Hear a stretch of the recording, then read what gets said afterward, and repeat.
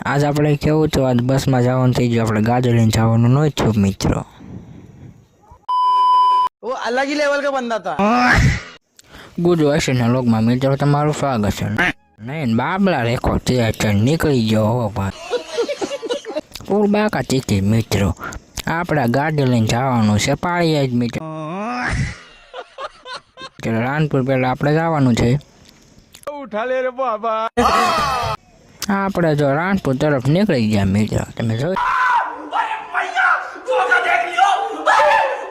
શકો છો, રતર પતર રતર પતર રતર પતર રતર પતર રતર। वो अलग ही लेवल का बंदा था।